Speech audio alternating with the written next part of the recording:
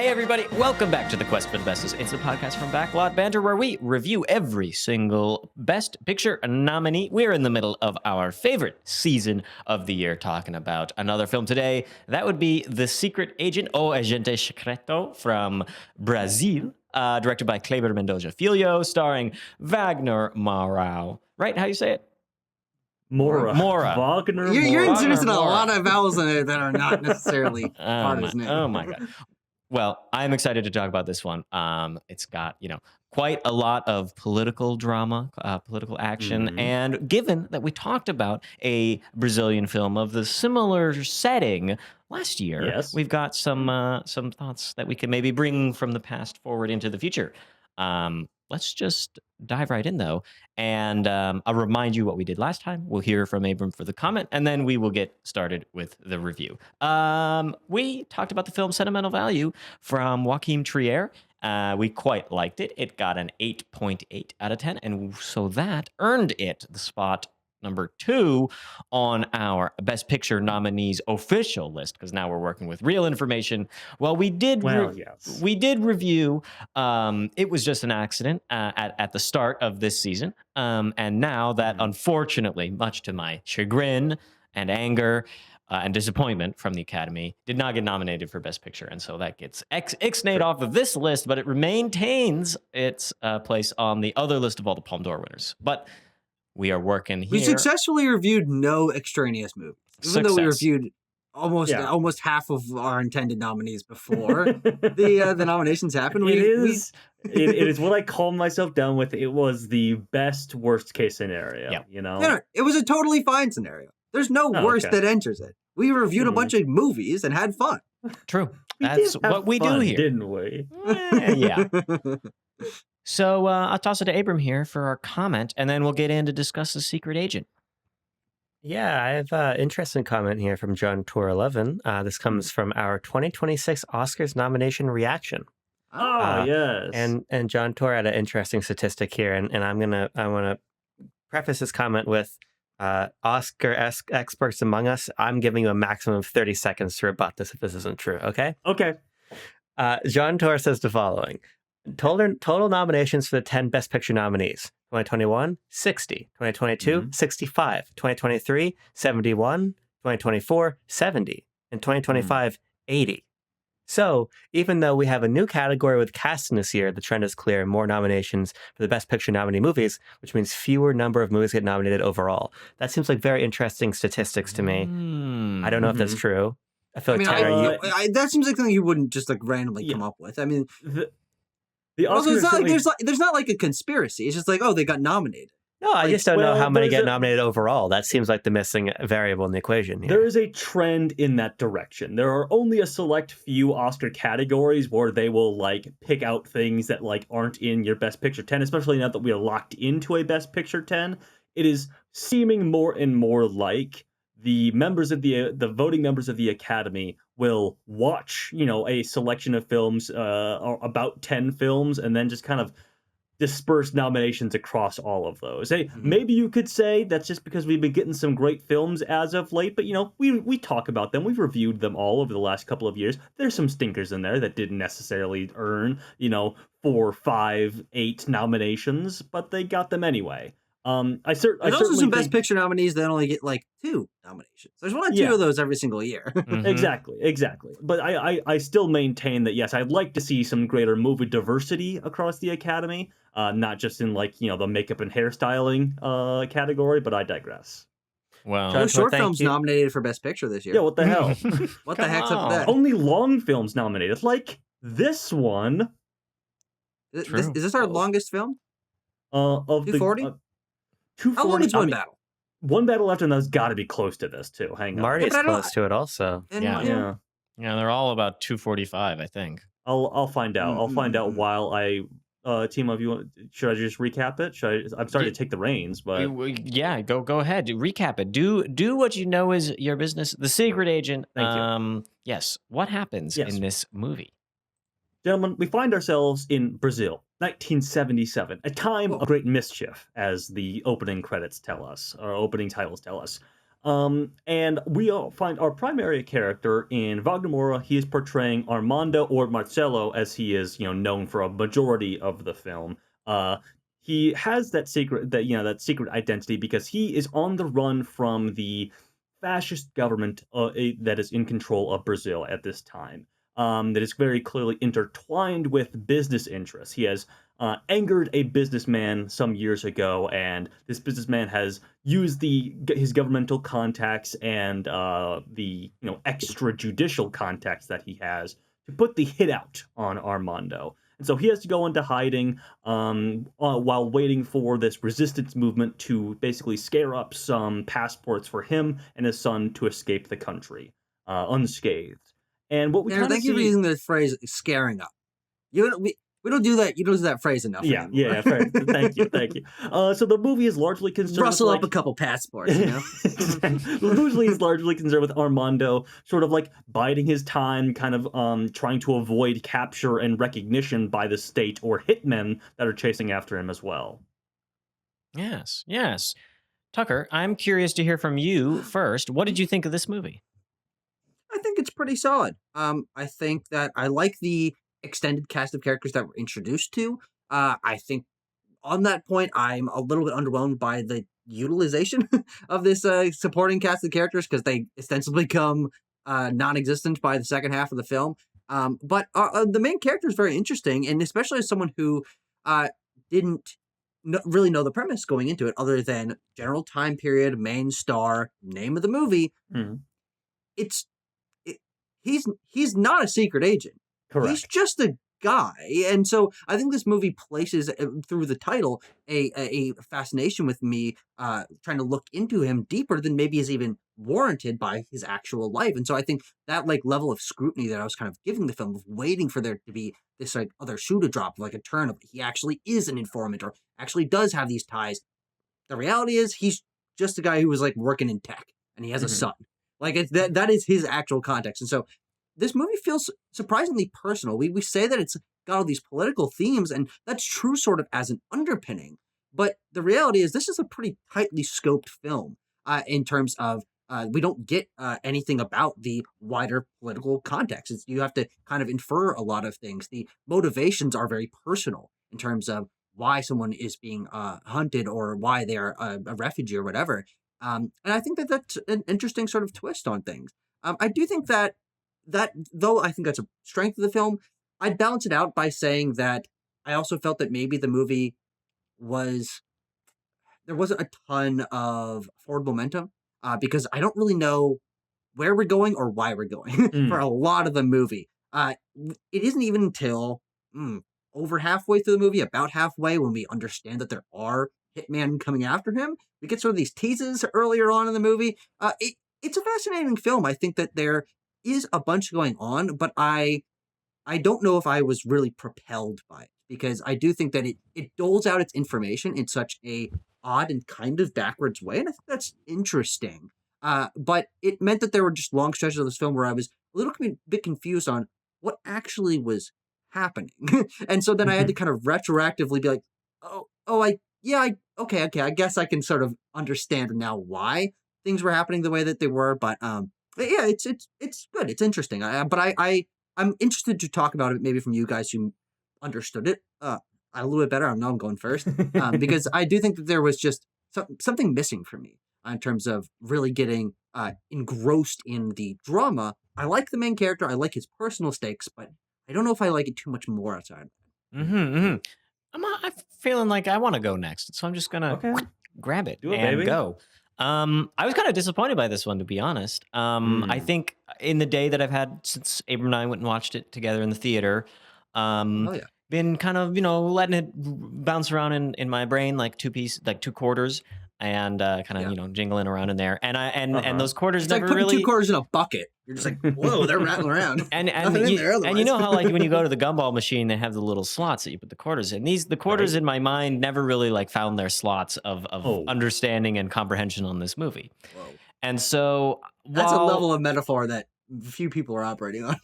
Nobody does it like me. This film, while it's technically very competent, I think it's well acted with our top line characters. the inclusion of this frame narrative towards the end of it is interesting, and our kind of extended group of characters during the middle section at this like compound of refugees is entertaining to watch because these are lovely characters that are just good charismatic on-screen action. But like Tucker, I really feel the aimlessness of this one, the feeling that I didn't know what was going on.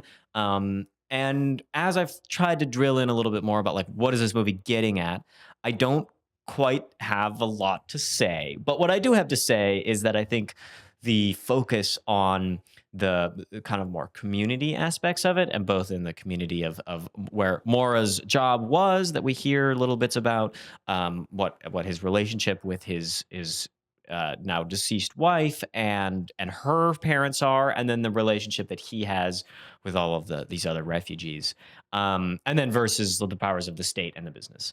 And so I think this is very interesting ingredients to throw into the pot and to stir around with and to look at for a while.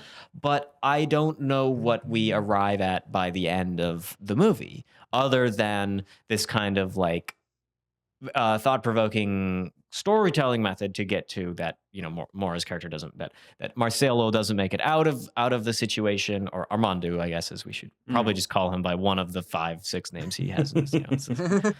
But it's like, why? What am I taking out that's, I'm Still Here, the film I referenced at the beginning, I felt like this very outsized prescription almost of what is happening and what is to be done about government overreach. There's a lot more direct politics in that movie. Yeah, and unfortunately, the real life politics have gotten a lot more direct now than they were last year. And so I just crave, in this day and age where I'm feeling like I'm living under the Brazilian dictatorship in America right now. I want to be told what to do. We'd call it Tanner or Timo. We'd call it the American dictatorship. Whoa now. Some of us have to travel eventually. Yes. We can't be having this on YouTube. They're gonna scrub our social medias. We're screwed. They're gonna watch no matter what we every do. episode of Quest just in case. Oh, thank God! A real loyal views! viewer at DHS. Yeah. So I've kind of got. I don't know about this one. It's kind of middling for me. Okay. And it was long. It felt very long when I watched it. So that's not a necessarily great mark. But yes, Tanner, I think you should go next because Abram and I, we unfortunately shared a few of our thoughts as we walked, as one does, as you walk out of this. So we were in cahoots a little bit. So keep our little selves separate here. So Tanner, what did you think? Yeah. Well, speaking of length, just want to close the book on that. The Secret Agent is 1 minute shorter than One Battle After Another. Is 161 minutes. One Battle is 162. And third place, the one we didn't mention, sort of the odd duck of this Best Picture lineup. F1 is actually in third place at 156 minutes, and then it's Marty Supreme. Anyway, my thoughts on The Secret Agent. Yeah, but that one's got races in it. Zoom. It goes real fast. Go by real fast. My thoughts on The Secret Agent. A film that I watched a couple of weeks ago for the first time and then revisited last night. I feel very similar about it both times. I love this movie. I think this is really, really great and really interesting. I think it is obviously beautifully shot and designed and everything, and I love the texture and the setting of everything that's happening in this film, in Philo's design of 1977 Brazil. I also felt similarly about like the setting of I'm Still Here from last year. It felt very like enveloping and really puts you in the time and place. But I find myself gravitating more towards the storytelling in The Secret Agent because it is so kind of off kilter, as you guys are alluding to, and if I can put a positive spin on it. It is, to me, quite gripping and like interesting just because I don't know where we're going. I don't know this information being doled out to me in this order. What does it mean? And who are these people and what are their goals? And I think it does pull its curtains back at very opportune and very meaningful moments that I want to talk about. But I also just feel that there is some really interesting thematic things going on here that I didn't quite click into with I'm Still Here, but This time watching it last night, especially, I clicked into what all great movies should ultimately be about, or maybe are ultimately about, which is movie making and movies themselves. I kind of got a lot of that out of The Secret Agent, as well as bigger ideas that are more forefronted, more upfront in the film, like memory, community, nationality, things like that. I think there's a lot of really interesting race and nationality stuff going on in The Secret Agent that I'd love to get into as well. But I am a huge fan of The Secret Agent. Abram, what did you think? Yeah, I like it. I think in terms of the way in which it is giving me information, I am pretty aligned with Tanner. I think that the movie is really good at being very furtive and making Armando feel very enigmatic in a way that I find intriguing, and I think it is effective in its ability to then tip those cards when it wants you to see, just a peek of the hand. So I think from that perspective, I think it's quite successful. And I'm also really interested in this idea. I suppose it's almost like a bridge from your point, Tenda, from the movie making and the larger social themes is just a sort of notion of who gets to tell your story or a story, and who gets to claim ownership over that, and by what tools and by what power do they get to do that. And I find that very interesting. I find these sort of different modes of control over people or over narratives to be very interesting. But I think I ultimately just sort of from perspective of viewing Land More with Timo and Tucker, in that I just don't find it very propulsive, and it's not trying to be, certainly. But I think that because the film is working so hard to often be so closed off, I don't always feel let in. Now there are moments of I think beautiful emotional warmth and really intriguing. Maybe in terms of their relevant C tier characters that do a lot to bind our community together, and I love those moments. But to me, I think I'm maybe more. I might have my curiosity piqued more by The Secret Agent than I really do feel fully invested in it. Sure. Tucker, what kind of question do you want to pose to us about something that you're thinking of during the watch of this movie? An area to begin our investigation. Else, I will start with our gas station scene right at the start of the movie. You don't usually propose an alternative. Well, for me. Now I feel yeah, kind of awkward. I know. there's a guillotine hanging over your head. Some What are you gonna do, stakes. buddy? Come You on have now. some stakes now. I don't want to talk about the gas station, Okay. so I think we'll do something. I mean, I will eventually if we get to it. But I think the thing that I picked up most on with all of our responses here is that this element of community and the larger supporting cast of this sort of refuge area of people from different cultures who have survived different regimes and extradition. What's the word? Like being Extradited? extradited from their home, their homes and things. In America, we call it extrajudicial rendition, but I think it's just a That's a straight little bit up of a tongue twister. disappearance in Brazil, maybe. Yeah. That I think is the element where I am scratching the most at in terms of looking for wider political and personal themes. I think that as Armando arrives at this location and meets a cast of a colorful cast of side characters who all have their own backgrounds and they've got these stories of the way that their lives have been upended and they're all kind of closed off in some ways, but trying to build these connections. That to me is the element of the movie where I am most intrigued by. I'm interested in who these characters are, how they relate to one another, and I, especially at the early parts of the movie, I'm like, great, can't wait to see where this goes. And ultimately, I think that's one of the biggest pros and cons of this movie, that it's there and I'm interested by it, but the movie is less and less concerned with those characters as it goes along, and I was very underwhelmed and disappointed by the fact that we don't get a lot out of some of these side characters. There's really only one sequence, and that's about 2/3 of the way through the movie when everyone does come together and we're able to get a little bit more out of who they are, their relationships to one another, what their goals are. But between that, like some of these characters we see like maybe twice or three times, and one of those times kind of in like passing.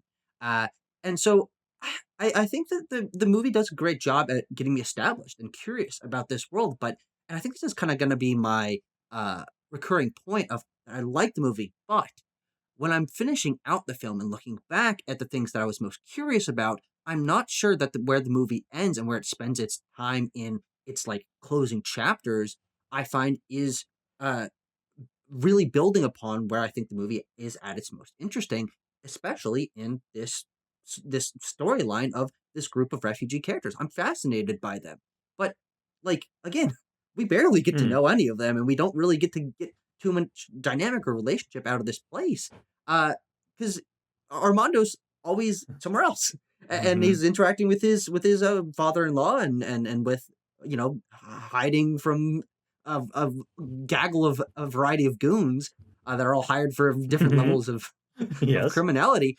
But yeah, the movie just kind of like almost forgets about this community aspect. I'm like, no, I want to return to these people. I feel like in what you were saying there made me think that like the movie engages, and I'll say I love this sequence from when Armando arrives and Donna Sebastiana. Mhm. I mean, just one of my favorite Great character. characters in the film. Yeah. And it undergoes a bit of a transformation when it flips into being more, I'd say, family oriented, and we go away from this community as the locus of our like attention and where like the Good work. care and our stress is living, and then it goes to where the family with the father-in-law and that ties in with the cinema and like Tanner was saying about movie making. And so I think that the shift to the family is important for our frame narrative and important for the end of the movie, in which we're with Fernando years later, and we've rediscovered this case. We've almost relived this case through the tapes and through the frame that isn't even a Mhm. frame until I don't know when in the middle of the movie it pops up, but it's somewhere in the middle of the movie that we first learn that we have some more characters who are listening in on Half recorded a frame material there. of this. Yeah, I'm describing it exactly, but the family becomes the unit that uh, Armando is entirely concerned about, and his son, seeing his son, getting his son out. What are they going to do?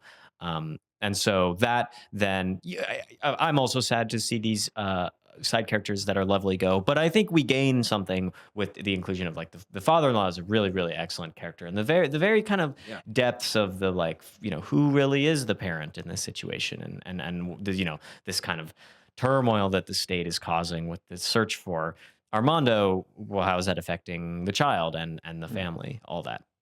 So, yes, this is one of the elements that I like quite a bit about this film, but I'm kind of just beginning to understand this twist almost of the focus somewhere in the middle section when we care a little bit more about the family than we do about the refugee camp. Mhm. There's a moment. Tanner, am I right in thinking that Daniela is the young researcher? Oh, let's see. No. I think I had some names somewhere here. From the frame narrative? Um, No, her name's I not. got It's Flavia. Flavia. It's thank short you. of Flavia, yeah. and Yep. Flavia. Okay. Yeah, you know what? You got about maybe one Danny. of those letters. You're right though. Danny is the other girl that's with her. Flavia is our Oh. primary sort of Okay. modern day character. Okay, cool. Yeah, so there's the moment when Flavia has met up with Fernando, and there's this line that I think is so critical to what we're talking about here, where Fernando says to her, I think you know more about my father than I do. You think more about him. Oh, you think, yeah, sure, whatever. I think that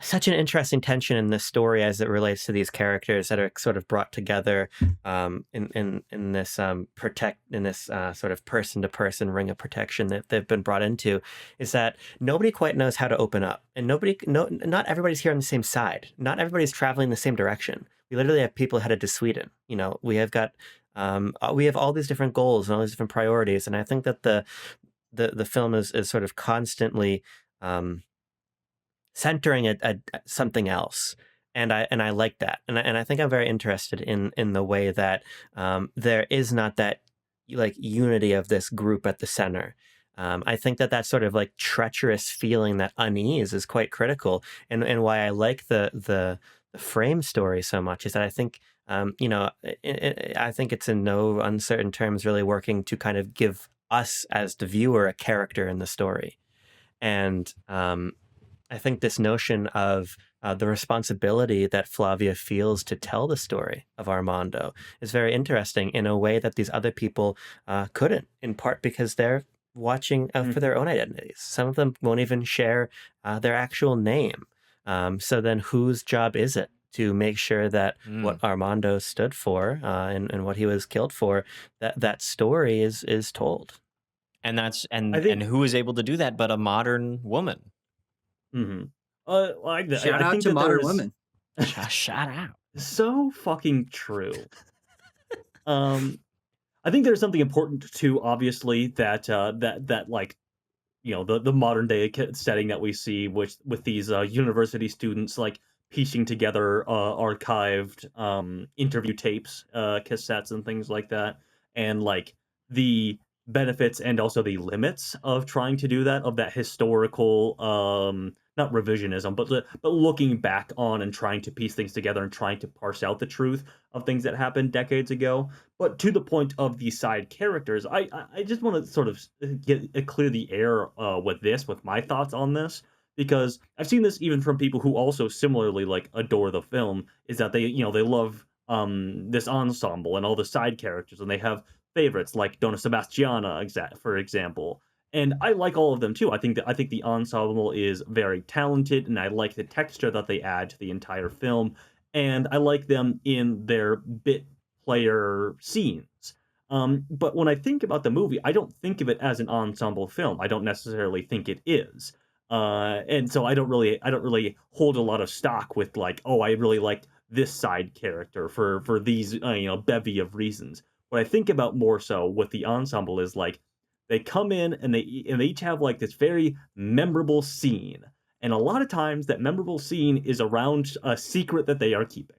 And I think that is something that is very deliberate about the secret agent, which Abram kind of alluded to, is that these people are all hiding something. They're all harboring some sort of truth about themselves or about their life to, to survive. This is a survival instinct. We see it with the refugees, Teresa Victoria and her husband Antonio from Angola. And speaking of Donna Sebastiana, I think it's almost it is very deliberate what Filio is doing with this storytelling in that scene with her. When you sort of reminiscing about her time in Italy when she was a young woman, and how she was basically there when the fascist government took over in Italy in the 1930s and 40s, and she keeps saying there's things there's things that happened that I won't tell you, or there's things that I did that I'm not going to tell you. Like, it is very, very deliberate that Filio is telling us that all of these characters, whether they be, under the direct gun of the Brazilian government, or if they had this experience in the past, harbor these secrets and keep it to themselves. And keeping that in mind with the future, the university historians looking back on things, like how that makes it very difficult to parse out what the truth of history was. Yeah, I think And I about love like that, especially that scene where they are sitting around together and they're kind of coming to grips with the fact that they don't truly know one another. I think that's one yes, of the best scenes in the movie because it brings in this dynamic of political pressure interrupting the interpersonal dynamics. And even though these people are all kind and trying to take care of one another, they do all have this baggage that they come with that prevents them from truly opening up.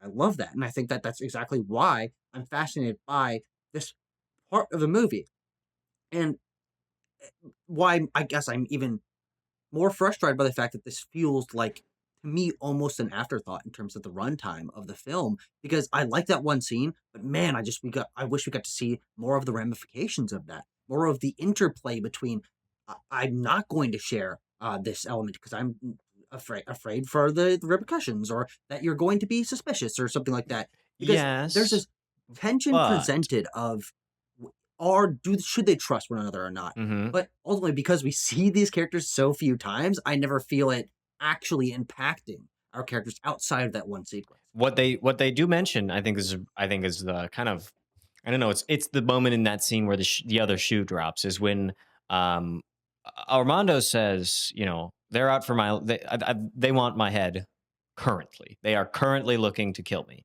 Mhm. And he looks around the Death room. is imminent, I think, is a line that Yes, he it's says there a too. great line in this Mhm. scene. And he's like not the only one who they're coming for at this very moment at all. There's many of them who are expecting to have a hitman coming after them. And so after we learn that, that's when the movie then becomes about the hitmen being very close and what they are up to and how they're going to, do their dirty dealing and the screw ups and the successes that they have. And so while I agree, Tucker, it's a shame to see these people kind of get left by the wayside. I think it's kind of this like 1-2 punch of, well, we got all these like-minded people that are on the same side essentially, but because they know that they're on the same side, they also know that they can't just be open about it with each other, that puts Mhm. all of them at risk. And then where they're like, well, I'm being hunted. And now the movie's like, okay, well now something we care about a little more than like some people talking is some gunplay and a chase scene. And it's like this is I don't know if it's like I can't really decide if it's better or what. I don't know. This is just how the what I feel that the movie is tracking towards. In that moment, by that point in the scene, the purpose is like we need to know the clear and present danger that really, really does exist. That we only Make a sort movie of about that. feel that like it bubbles up a little bit in this first scene at the gas station with the dead body just laying right there. Like we're like, oh man, traffic cops, like highway patrol, this is bad news. I mean, I assume from the title of the movie that our guy is not quite so right with the government, and it just keeps going on and on and on, but not in a like there's a dude following you with the gun trying to shoot you moment until after that scene where everybody meets up. And Armando is like, I am gonna get out of here soon. I'm gonna get out of here tomorrow. I mean, I forget exactly what the timeline Pronto. is at this point, but he's like 1 or 3 days away from skipping town for good and leaving all these people behind.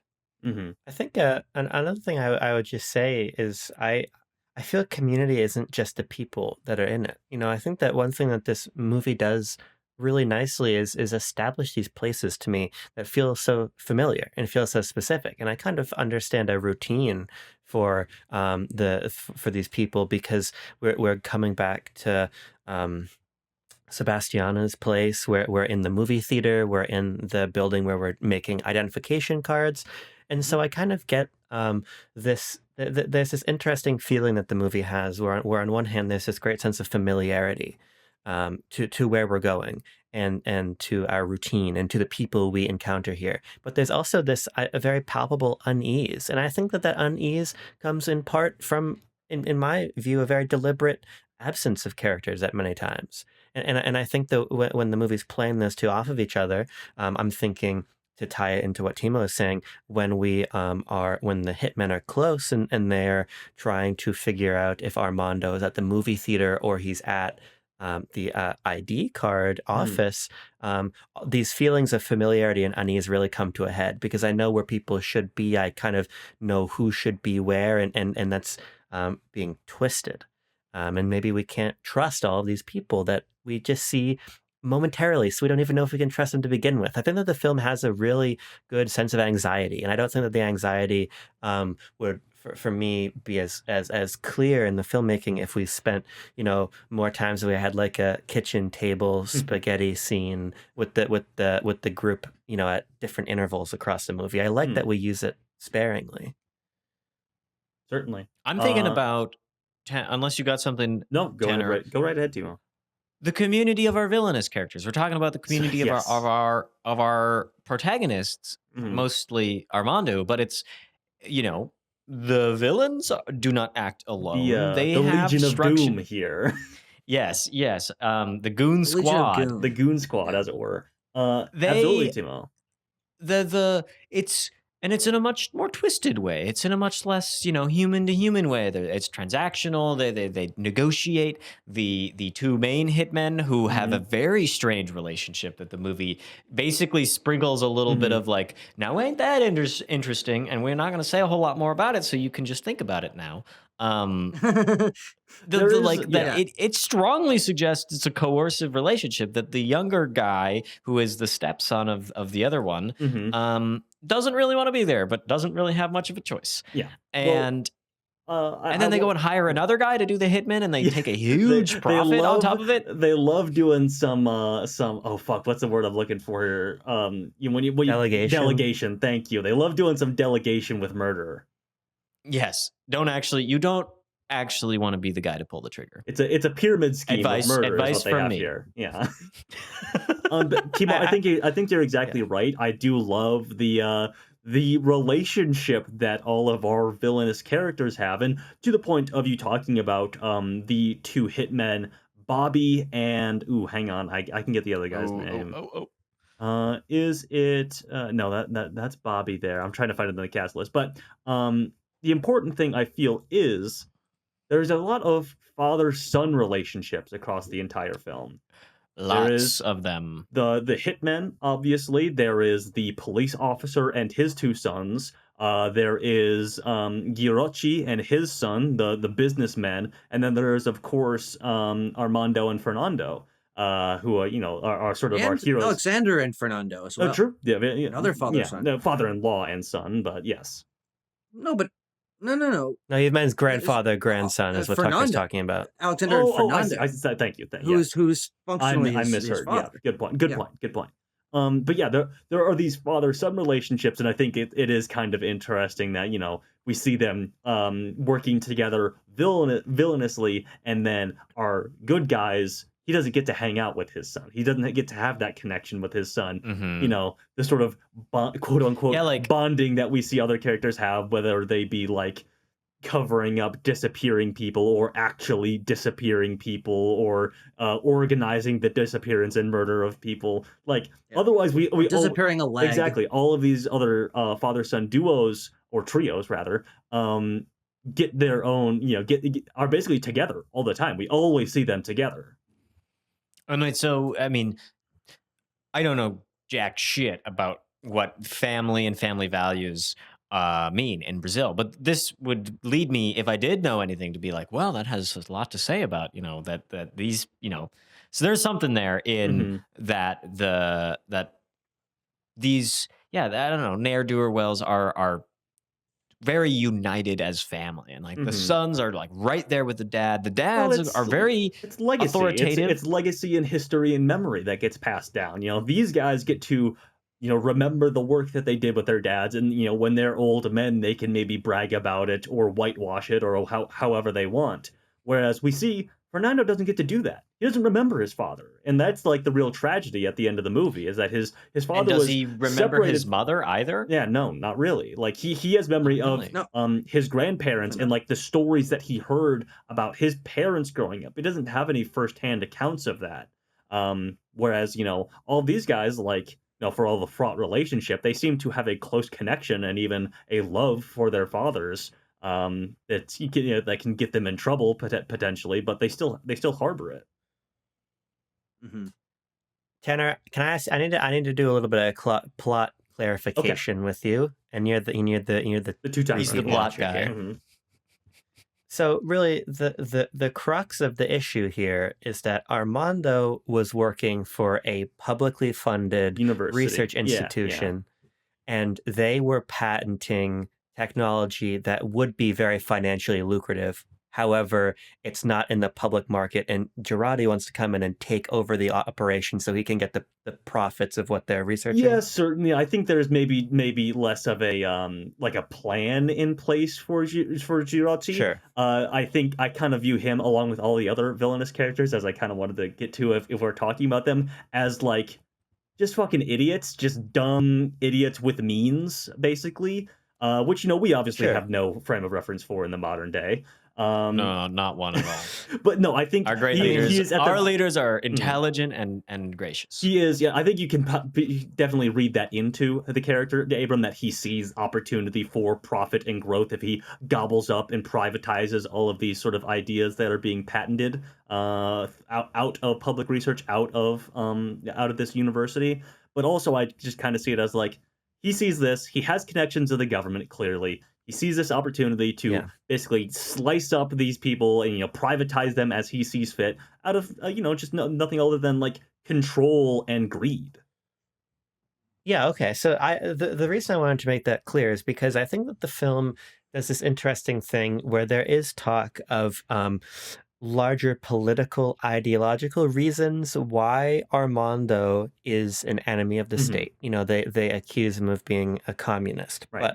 But the reason I was fixating on the more logistical business capital justification is that I like how kind of plainly that's shown to us. And I like how plainly we see murder become a question of rates and negotiations.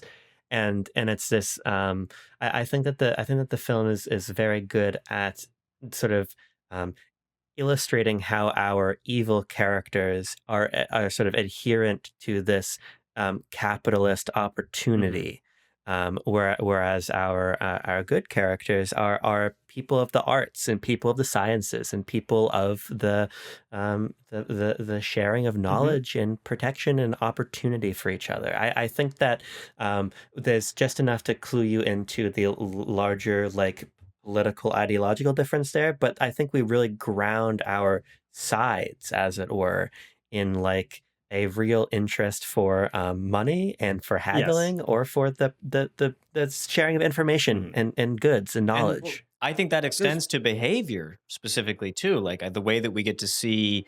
I really want to talk about this scene with Udo Kier, Yes. the Jew, who very, very upsetting scene.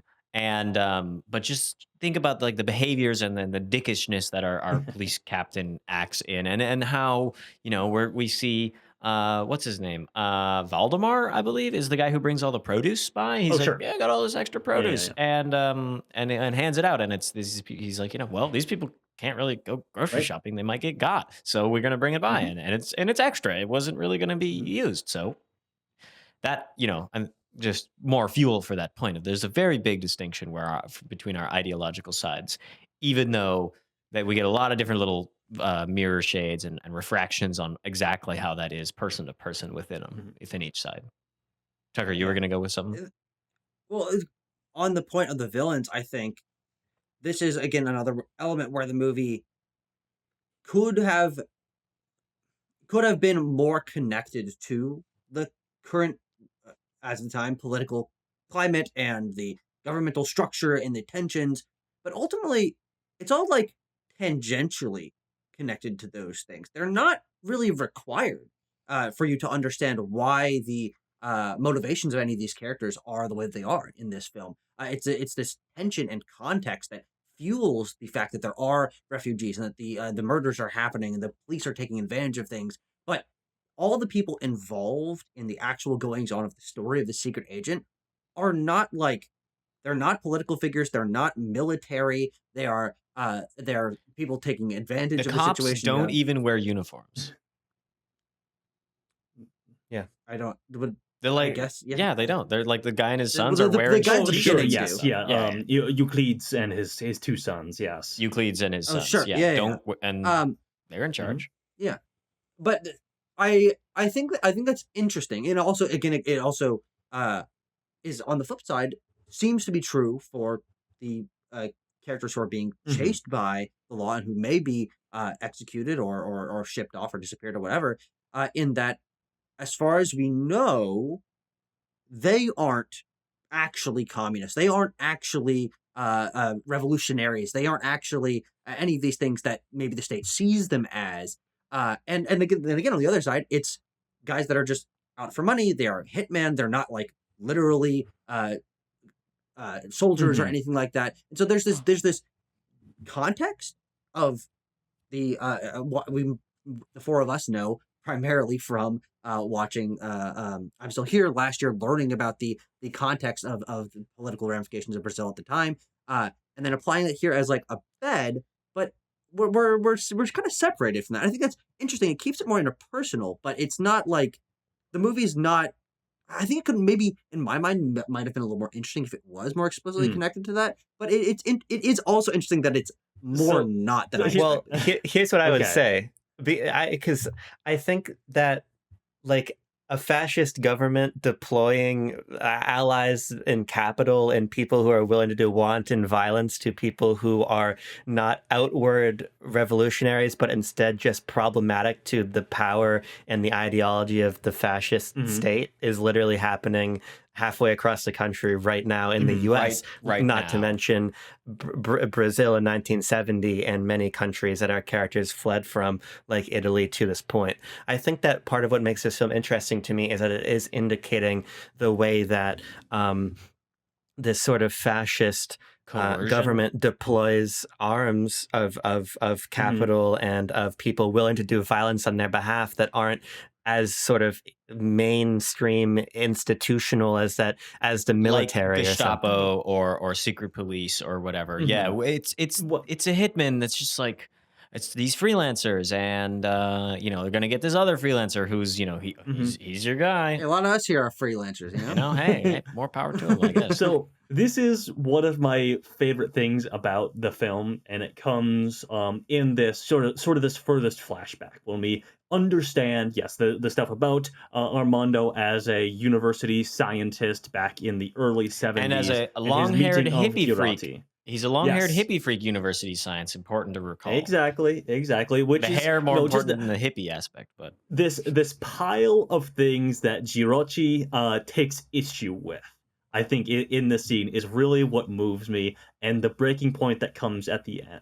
The thing that ultimately motivates him to hire these hitmen, to put out the hit on Armando and put him into hiding and kick off the entire the entire plot of this film, is that Armando, and more specifically Armando's wife. Oh, hang on, Fatima. Thank you. Armando's wife insult him in public. And that is it. That is what makes him so angry that he extends all of these resources to try and get, especially Armando, because Fatima dies of cancer before the film starts, as we learn. I just love that. I love that Filio is basically putting in here that like these fucking bigwigs, these fascist fat cats, they're just shallow and like thin-skinned, and they have all the means in the world to get back at you for whatever you might have done to them. Like that is truly the impetus, is that Fatima says that he's like a fat dumb idiot in a restaurant, and she calls his son a fat dumb idiot too, or whatever. She says all sorts of things. She's like, "You're a bad father. You're setting a poor example for your son." Like it is a great. What really is the tipping point. Yeah. She basically says that he's not a real man. Exactly. And that is really what. My pisses him off.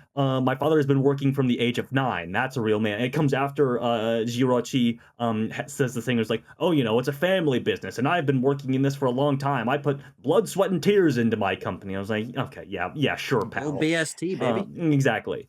I mean, blood I love and sweat and tears of other people, more like. Exactly.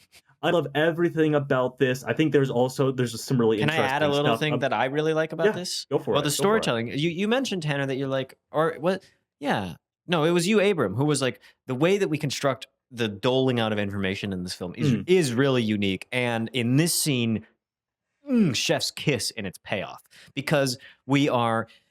Think of the frame narrative, right? We're listening to the tapes that are being recorded by Elsa in the office of the cinema, but then we are actually within the story that Armando is telling in that moment, and but because we're listening to it in this middle zone, we got the far outer frame and the middle frame here. The middle frame, which is where the movie actually exists, really, for the most part. He gets to rephrase it. He gets to go, wait a second.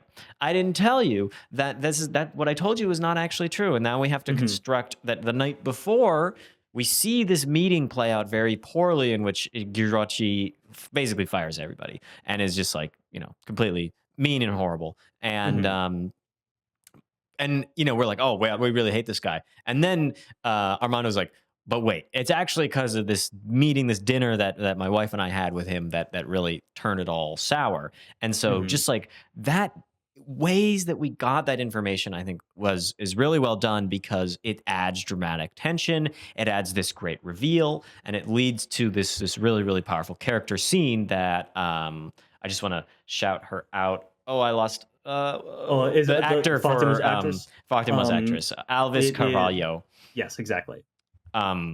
just a really stellar Yeah, performance right a there. one-scene performance from her, and a stellar one at that. The other things I wanted to mention quickly about the scene is, it has sort of ties back to earlier scenes that we see with Jirochi. Is his like racism and nationalism, especially. We see him sort of brag about how his family is from Italy, and you almost kind of feel that resentment that like he kind of feels like I'm not Brazilian, I'm Italian. I'm looking around at all these Brazilian people, and there's Yeah, and he's talking the about being a white European versus exactly. a darker There's skin tone, there's a really. regional divide there too. It comes up a couple of times in the film between the north of Brazil and the south of Brazil. He is Or from the AKA south. Brazil and the North. Yeah, exactly. He is from thank you. He is from the south of Brazil with it, which is all about industry and everything like that. He sort of he looks down on the northern Brazilians like Armando. He's like, look at this guy. He's got long hair, like his chest hair is poking out of his shirt. He's he's a hippie, and he's in charge of things. Can you believe this? And his son also just his son exemplifies that when he draws on the napkin, and I fucking love how Wagner Moura delivers the cool man. Like you think you fucking did something with this napkin that you just drew on? That means nothing. It means nothing to me. Let's talk about his performance as Armando. Sure. Okay. Yeah. Because I think what's really interesting to me about Wagner Moura's performance is this sort of urgency he moves around with, and he's very calm, but he's very serious, and I really love the moment after the third hitman has just shot two of the police officers, and he is marching back into the ID office to go and rifle through the papers one more time to hopefully find his mother's identification card. I think that the way that Moura plays that, the way that he plays the moment of paralysis as the hitman is calling his name in the crowd is extremely powerful to me. This resoluteness he has, this urgency that he has to sort of push down in so many moments in the film, I think make for a truly astounding performance, in my opinion. Yeah. Yeah. I think what's interesting about him is that while the plot of the movie I often find not as propulsive, I'm a little bit confused on why these things are happening. And then, as I've mentioned, some of the reveals, like I'm like, okay, now I know this, but like I don't know if that really adds so much for me. But I'm always compelled by him because he is always. I mean, obviously, he's a character. He knows everything. Yeah. He knows what has happened, and so I get this sense that I'm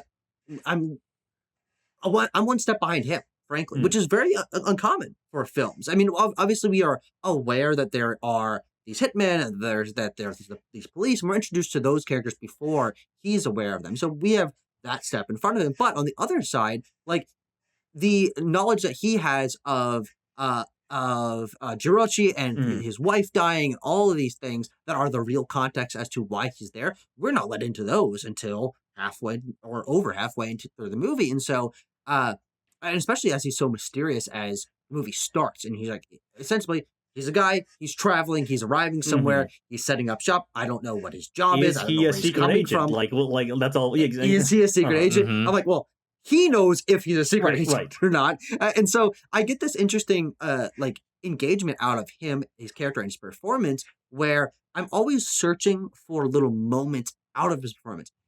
Because I think that there's a chance that he's actually a fucking spy. Yeah. And so like I'm like, oh, is he gonna like be uncomfortable in this? Is he like maybe gonna try to manipulate the situation? Like all these kind of things. And the reality is he's not a secret agent. He's not a spy. He's not a particularly powerful person, but he is intelligent and he does know what the stakes are, and he is politically motivated in some way, and so he knows the context and the situation of the politics, and that the police are going to come after him, and that he knows he got to give the cigarettes to kind of like appease them a little bit. And so yeah, I think that he is why this movie works for me. I'm not as sold by the villains. I'm not as sold by the community aspect. I'm not even necessarily sold by the politics of the whole situation. But the movie is mysterious and doesn't reveal so much about him until like later chapters. But because he knows, I'm always like, all right, if I pay close enough attention to him and to his performance, what can I learn? What can I pick up?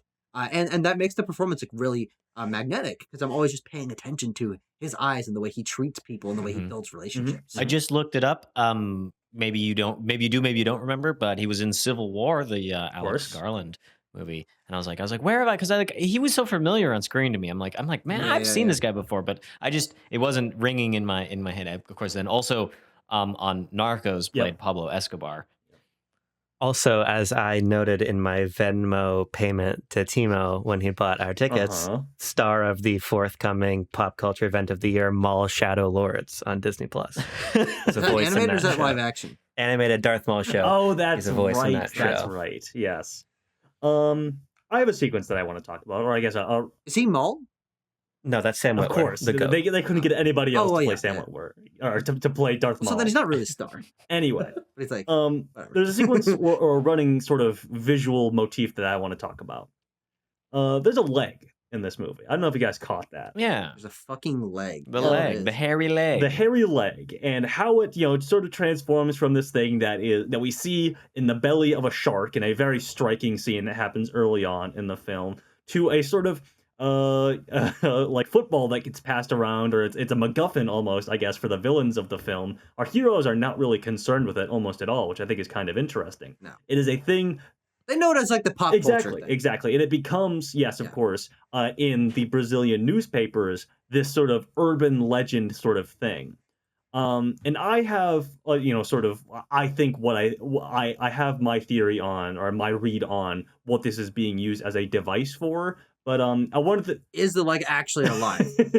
I don't think the leg is actually alive. But I wanted to get your guys' thoughts on... It was at one point. That's a very good point. It was attached to a guy who was alive. I don't know if you can say that any part of your body is alive on you right now. Wow. Anyway. So then are we even really alive? My Tony finger. Where's the soul, Tanner? Anyway. I wanted to throw it to you guys to see what you... if you had reads on this, because like I said, I have mine, or like how perplexed were you by this thing that really comes out of nowhere, that Ophelia really does just kind of throw a curveball at you at its, I was up there in the perplexed. I mean, so my reactions to the leg throughout the whole thing. I mean, we start out with this leg inside the shark, very gory, very Jaws. Yes, you can believe very it. Jaws. Very gory. Of course, I'm thinking, we have this disappearance, and this leg belonged to the disappeared person. And I really don't feel any of the stakes of the MacGuffin because our hero protagonist, good guy's side, doesn't really care. Right. And so I don't really care that the leg is in the wrong, and they need to switch it out in the morgue for the goat leg or whatever. And then by the time we get to the scene in which the people are reading about it and the leg is alive, I would say I am perplexed to the level of I almost don't know why it's in the movie. Sure. So I'm actually very happy to say, Tanner, to hear that you have a full read or somewhat of a read on it, because it's I watched it, I knew what was happening, but I didn't get it at all, honestly. I have one. Okay. Do you have anything, Tucker, on the leg? Oh, no, I can't hear you. There you go. Wrong version. Sorry. There we go. I'm curious to hear what you guys say. This is another element where, and maybe it's just because I'm not paying close enough attention to what the movie is doing. Maybe I need to rewatch or something like that. This is one of those elements where I'm like, all right, this is interesting. This is interesting iconography. The sort of experimental horror movie sequence I find very interesting. And then they drop it off a bridge, and then it's gone. Another element of the movie where I'm like, man, I don't know if for me things really come together, because the movie sort of it's this interesting point. I bet there's a point to it, but I did not feel a point as I was watching the film. Well, here's an interesting thing, right? It gets dumped. The leg gets dumped into the river before it comes alive in that horror sequence, because it washes back up on the beach in the park. Here's my thinking on it, right? because the movie is also very concerned with Jaws. Jaws is everywhere. Fernando loves Jaws. He's drawing Jaws posters. They're reissuing Jaws in the theater, and Jaws was like obviously a landmark movie for filmmaking and for blockbuster filmmaking, but it was also just like responsible for a lot of people like being really afraid of sharks and really afraid of swimming really and afraid of this. and that movie had sort of like this almost mythical hold over people. And I would imagine that Tanner and I think similarly about the function of the leg, but I think that the way that the leg is animated through modes of storytelling, to me, and is elevated to this like position of urgency, I think is indicating sort of what this film wants us to do with the story of Armando as well, which is bring it to life ourselves. I think obviously it's not to say that To use Armando my and imagination. I'm not saying I'm not saying, nor is the film saying, that the story of Armando and the story of a rotting leg are of equal importance, but I think it is. I think that there is this notion throughout the movie of the way that these modes of storytelling, be it filmmaking, be it how reporting, different really is Armando from the rotting leg, because we do not know where his body ends up. That's interesting. We see all these different modes of storytelling, be it filmmaking. We do know where the leg's on a beach. So the body he's talking about, the body. Armando's body. No, I know, but you said how different is it from the leg? We do now actually know where the leg is. His leg's on the beach. Bruh. Abram, continue. I don't know how much more I have to say. I just think that Sure. I think it is almost like a prescriptive thing of here is this leg that has been tossed around and discarded, that this extension of the fascist government thinks that they can just like replace with a leg of an animal. No one gives a fuck. It's just things happen all the time. Nobody cares. There's no impunity over it. We can do whatever the hell we want.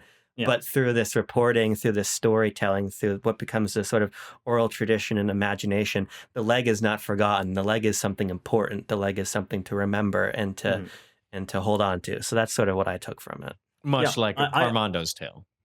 I like what you're saying about the modes of storytelling, and I certainly sort of like had a lightning flash moment in the final scene with Wagner Moura as Fernando in the modern day that relates to that. But my thing with the leg is, and I clicked into it, I think it has to do with the reporting. We see like the press a couple of times with printing newspapers. And it really clicked to me that it becomes this urban legend. It becomes this story, this human interest story, almost, especially for our primary characters, our refugees. They read about it in the sequence that we were talking about earlier. Hold on. Humor interest. Humorous interest. The humorous, the leg, the fucking bone. Tucker, very good. Thank you. Yes. Yes. But they're reading about this ridiculous story of how it washed up on the beach, and then it was jumping around and attacking all these people randomly in this park. But I think the detail of that sequence, of this horror sequence that we see, is what is most important, because it comes directly after all of our villains pile into a police car, and they're like, "Hey, should we go on a ride to kill people and dump some bodies?" And it comes directly after that sequence. And so I think it really clicked in for me, the way it is positioned between that and then seeing the story run through the presses, is like, this is how the power, not the powers that be, the reporting people, your journalists, your people who are, fighting against the fascist government, this is how they are able to talk about the things that happen in the government, these instances of overbearing violence. Because to me, what that leg sequence is the police coming into a park, a public space where we see a lot of same-sex relations happening. And it was like, this is a gay bashing scene to me. It is the police storming an area where gay people come and hook out and express love to one another.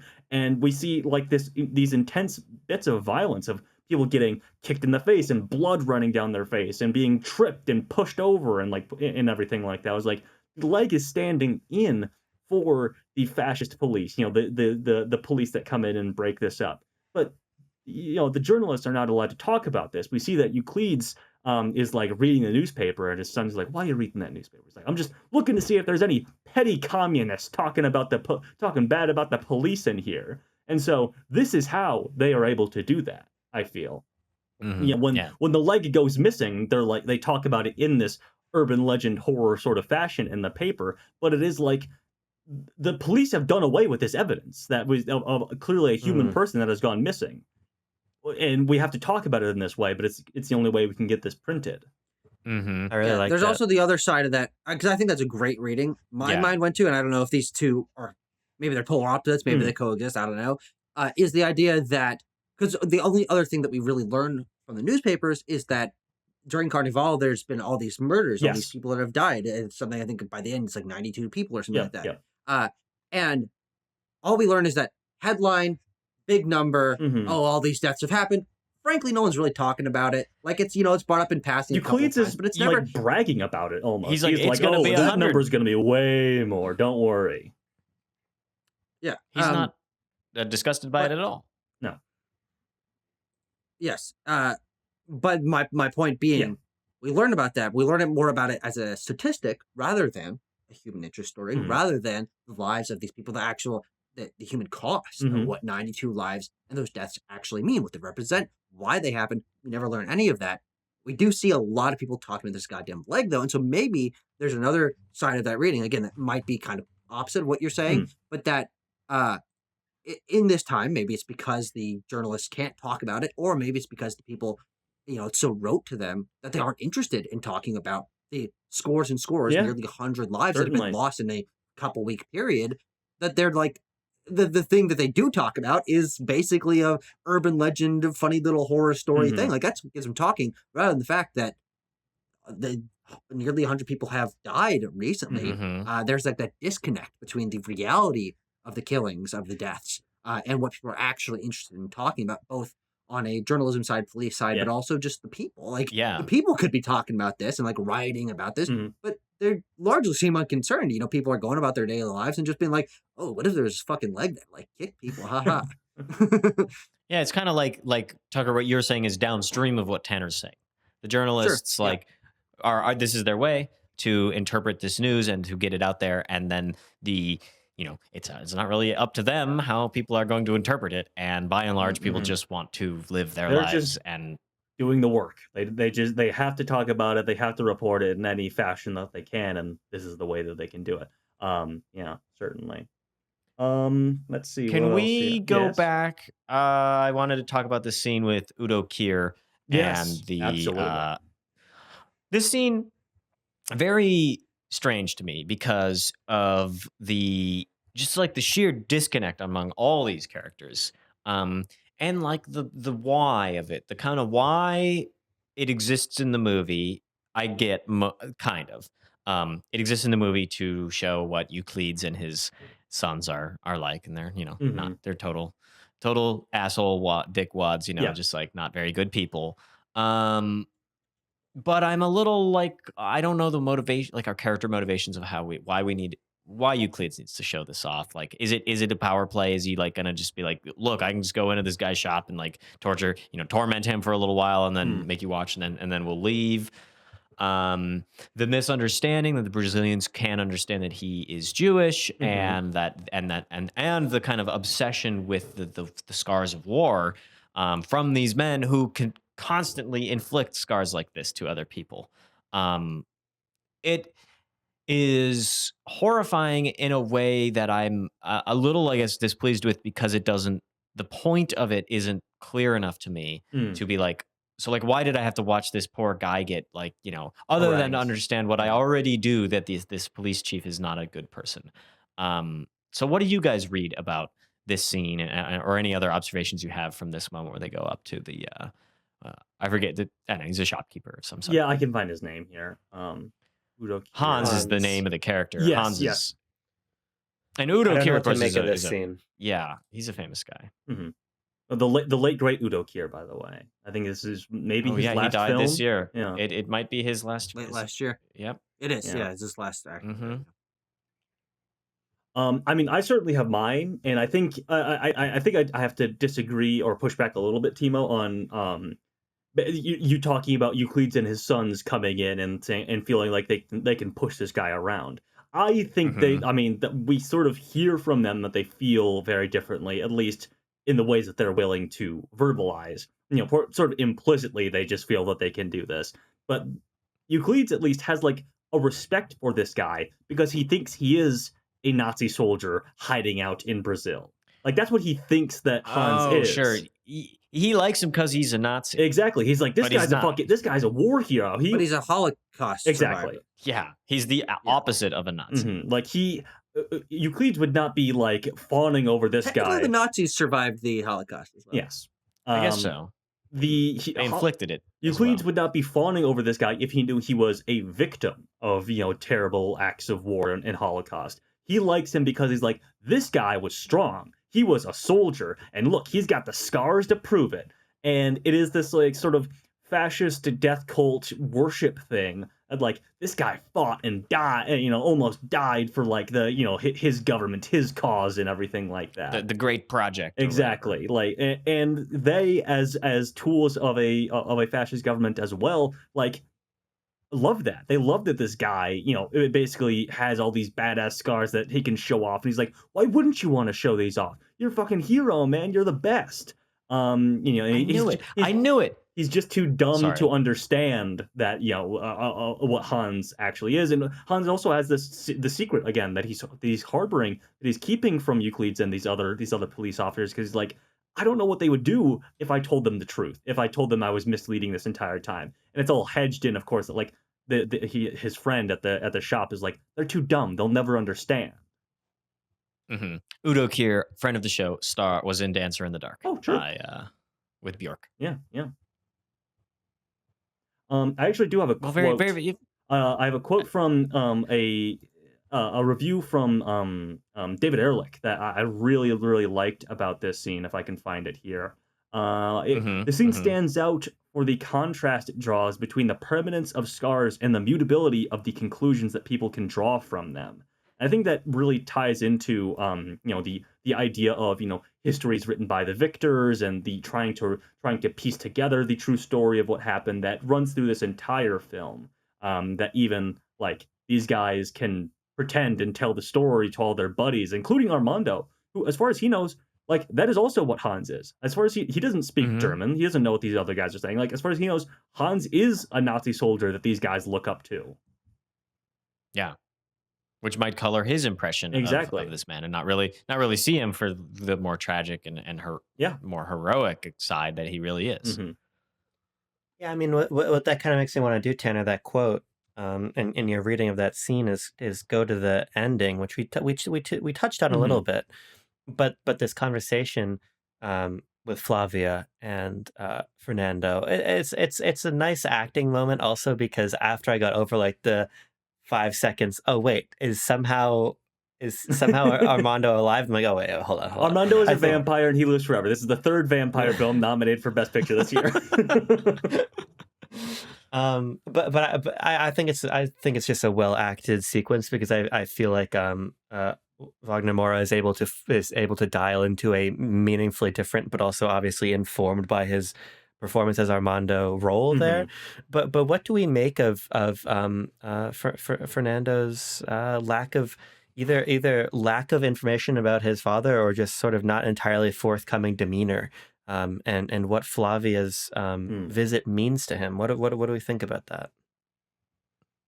I mean, I can jump in. I have a far more like way out and metatextual read on stuff that I really clicked into on this time around. But I think, just quickly off the rip, I think that I sort of read it as like, Fernando, is now a guy who is in, his 40s or 50s, has now come to terms with the fact that he didn't know his father and or his mother. Yeah, he's about the same age now as he's about the same age. Yeah. And he appreciates the memories that he does have. And the memories that he does have are a lot about his grandfather, of course. And he tells the thing about, this very common occurrence, this relatable thing about, like, you hear a story about yourself so much that you create a memory around it. But he's like, at the root of it, it is not my memory. It is a story that someone told me about myself. Like, he doesn't have the grounding of waiting for his father on the day that he was shot in the street, that very same day that we end the film on, basically. Um, but what he does have, and I find this really, really, really interesting, is this sort of final notion, this sort of anecdote that he leaves Flavia with, that he's like, I had all these nightmares about the movie Jaws when I was a young boy, and we see this as we follow the film in the 70s, is that Fernando really wants to go see the movie Jaws, but his father and his grandfather are both like, you can't see it, too scary, you're not old enough, you're just gonna have nightmares. He's like, I have nightmares now, because he does. But he also, he's also obsessed with this idea tied into Jaws being a film that he knows about, of like the shark that we hear about in the newspaper that swallowed the human leg, and like, what is that? And his father sort of jokes with him about finding the guy and reattaching the leg or whatever. But when adult Fernando retells this story, he does not ground it in the idea that he's like, oh yeah, and also when I was a kid, there was a story about a shark who swallowed a guy, and like they cut his leg out of the shark's belly. He's just like, I had nightmares about Jaws until I saw Jaws, and that cured it for me.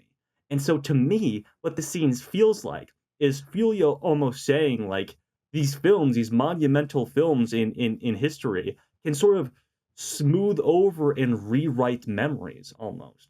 Fernando has no idea. He's completely forgotten about and sort of warped the shark nightmares that he had just into the idea of like, oh, I want to see Jaws.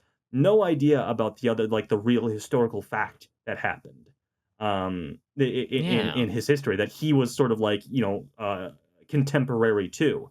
And I feel really interestingly that ties into, the presence of things like The Omen is a thing that we see. We see people coming out of the theater like screaming and babbling in tongues, having just watched The Omen or whatever.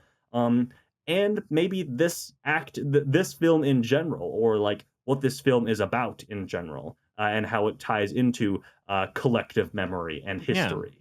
And also what the researchers are engaging in too, they become, I just kind of empathize with any person having to listen to a lot of tape right now as I'm doing the same thing. And it's that kind of incompleteness to it. As you said, I'm working on my own film right now. I got the timeline of the one whole day of our shooting, and there's these big gaps in it, where we have to go take a break to drink water and eat lunch and stuff like that. And so my memory of being there and being on set and filming is actually very different than what the reality of what we filmed is, because I remember all the other stuff. And yet that doesn't matter because it's not on tape. And so the distinction between the lived experience and like the recorded one, both of just for one individual, but I think for multiple, when it's like somebody else discovering, like Flavia does, like she really becomes very interested and very entranced and feels for the characters, and she feels for the people, and is like, the voice is she likes listening to his voice. It's very soothing. And so that, I think what the ending scene is really saying is like, this is those two things, what you just watched and what Flavia understands, and what you just watched is what Flavia understands for the most part because of the frame narrative, but with a little bit extra. What Flavia really wants is to watch the movie The Secret Agent. She wants to get the full context. And yet, I think what that scene says is that it is not what what reality is, and that the reality really only exists in like the moment of the people experiencing it, and that as you've been saying, which I think is a great reading of this scene, Tanner, the kind of reforming of memories through media, specifically, like it's tapes in this movie's case, and it can be very many other things in other cases. This makes me wonder about something I'm curious for Tucker's point of view on in particular, which is this choice to depict Armando's death in the film as a scanned image from a newspaper. Tucker, because we were talking before about Wagner Moura's performance and the way that the subtlety of the performance, it really brings a lot of life into the story. To then have his death happen in this metatextual way, I'm curious what you thought of that. I just think it's so with the whole frame narrative. I'm of two minds with it. I do think that experientially, having the last 15 minutes of the movie, screen time wise, being this frame narrative is it comes very suddenly. You're in the middle of a high stakes action sequence. You've seen a couple of characters die, and then our main character kind of goes and rifles through the papers, and then we don't actually see him again. And then we find out that he dies, and that experience of watching that is quite jarring. And I think that's the intent of that. We don't actually see the climax of all this happen. The emotional stakes are backgrounded. I think that I like that it is framed differently, though, because this frame narrative also is, for me, one of the places where I get the most thematic intrigue out of what this movie is doing. And actually, another fascinating comparison and tie-in to I'm Still Here is about this trying to piece together the history that has been passed over by whether that's history being erased on purpose by the people in power, or in this movie's case, though that also is some of it, the fact that these stories just have not been preserved, and so there is really no true way to actually piece them together. Even the surviving people have spotty memories or were, children. So, and that element, I think, again, is one of the strongest thematic elements of this film. I really like how we cut back to Fernando, who is a character that, again, we didn't really actually get that much of in the main meat of the movie, but this ending context does add quite a bit to him and to that dynamic. And I think I like that we don't actually see him die, because let me tell you, that's the much easier filmmaking choice. Hey, let's have a shootout and let's have a dramatic moment where in slow-mo our main character is like shot and goes down the ground and then fade to black. Do a platoon moment. Yeah. Yeah, well, like that's the easier filmmaking choice. And so I think that showing that through the lens of that we learn about it as someone else is learning about it. And she's equally surprised. Oh, he died in this way. This person I've been so fascinated by, and it impacts Flavia as a character. And I think that's an interesting moment there. I think I like that this choice and the way that it ends. I'm certainly getting more out of that sequence, that ending sequence, now that I've heard your interpretation, Tanner, of the idea of how this Jaws element plays into it. But again, I also have to couch all this in the experience of watching that last section was intriguing, but I didn't find it particularly satisfying. And maybe it's not supposed to be, but it was definitely a jarring moment to be switched over like that. Sure. I'm just looking. I'm reviewing my notes to see if I have anything else. But I mean, this ending, Timo, did you give your sort of thoughts on it, or did someone threw it over to talk? Okay. Yeah, I mean, you guys pretty much summed up a lot of mine. I know what Tucker's doing, though. I recognize that white flash on his face. He's pulling up this. He's pulling up the score sheet. Tanner, the big sheet. If you have something, hit us with it. But if not, we've probably got to, we know what this film is nominated for. We're privy to that. We can, now. We can do that quickly as well. I mean, the last thing I was gonna say is, I mentioned earlier about how I don't view this especially as an ensemble film, even though it obviously is, and I like the texture that all those characters add. I think, perhaps not a hot take, I think my favorite supporting character probably is Alexandre, and the father-in-law, just because I think he has some great moments, some great lines, especially in this scene with Elsa, who's sort of like the resistance leader of sorts, who didn't really talk about. But she's sort of reassuring Armando and saying, like, don't worry, like, we're recording all this, and one day Brazil, she will pay. And Alexandra sort of responds with, like, I disagree. I don't think she will. I don't think that'll happen. Just sort of resonates currently. Oh, I laugh because else I cry. The real goat supporting character is the guy who's running the gas station at the beginning, who has the wonkiest glasses ever made. Oh yeah, love that guy. He's like wearing them like off the side of his nose, and they're like not on his eyes properly. Yeah, there's just great texture to all of this stuff. Okay, so well, I do think that's my final point about why I still find this movie super engaging, even though I'm not quite as sold by so many of the plotting elements or the thematic elements, is that I think this movie is shot well. I think it's color graded well, and Oh, I yeah. love the production Totally. design. Yeah. The color grading, the production design, I think combined to make this Soundtrack, too. insanely believable. Yeah, totally. This insanely believable and immersive aesthetic for the film. Just the wood grained walls and people in these crisp outfits and stuff like that. I was like, this is just. I mean, it's really beautiful to look at. I was really, really taken by the production design, especially. Yeah, really puts me in this place that I've never been and I don't know a lot about, but I'm like I feel like I'm there when I'm watching it. So that kudos to all the artistes who made that happen. Kudo here.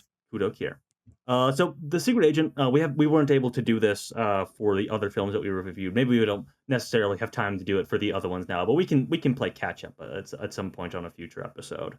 The Secret Agent, at least, was nominated for Best Picture. That's why we're talking about it here today. Wagner Moura was nominated for Best Actor.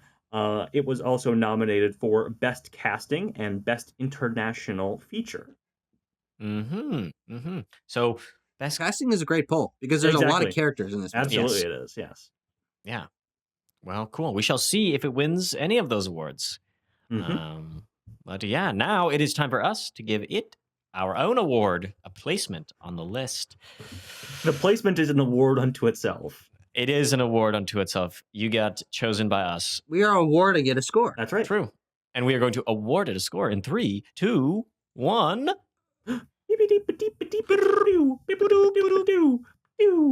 Boom. We have Oh, some shit. scores. Here it is. It's going to have an average of 7.9, which is going to launch it to spot number 3. Lounge. The 5 movies on our list as of right now are Sinners, number 1, Sentimental Value, number 2, Secret Agent, number 3, Marty Supreme, number 4, Frankenstein, number 5. So point breakdown is Abram and I both gave it a 7.2. No, we did not collude on that. That was a coincidence. Okay, if you say so. Tucker gave it a Very 7.8 and Tanner suspicious. a 9.5. I didn't know what he was going to put. And so 7.9 didn't know. average, spot number 3. Your Honor, he's And- winking. He's winking at me. The duck, it's smiling at me. The duck. I'm making a Christmas Story reference 2 months after Christmas, so Yeah. this is good. Very tight. Well, what are we gonna do? What are we gonna do next time, Tanner? Next time, Timo, we're going to be talking about a little film that you may or may not have heard of. This comes from an indie film director by the name of Paul Thomas Anderson. It's got some small time stars in it, Leonardo DiCaprio, Sean Penn, Benicio del Toro. No, I kid. But we will be talking about the awards season titan that is One Battle After Another. Amazing. Oh, I'm looking forward to seeing this one again. I only seen it one time, and so another Yeah, me rewatch too. or Me too. a rewatch will be really elucidating, I believe. Yes. I've seen it twice so far. Wow. Oh, I've only who's got seen the it leg once. up? I'm quite excited. Okay, well, Yep. Well, we'll be talking about that soon. Stick around on the channel for all your favorite Oscars content, as well as some other movie wrap-ups effect. How lucky are we as cinema viewers that we both get awards season and slop season for the same 2 months of the year? They release all the bad movies That's at true. the same time that and we're all watching talking all about the good ones. Yeah. So we're very lucky. If you have thoughts about this episode or any other, write them down in the comment. Join the Discord. Hit the subscribe and like and other buttons. Share, I guess. I don't know. Email Do this that. video to a coworker. Yeah, Yes. definitely. If you made it this far. Share it on can X, share it- the Everything app. You can share a link to a YouTube video via WhatsApp. Mm. You could- click the right button on If you YouTube. click the right button, you can do almost anything on a computer. That's right. And I'm gonna click the button to finish up the episode right now. So we will be back one battle line after another next time on Quest for the Bestest. Thanks for talking about this movie, The Secret Agent, with me. And you know what I say? Stay cool, keep warm. Peace.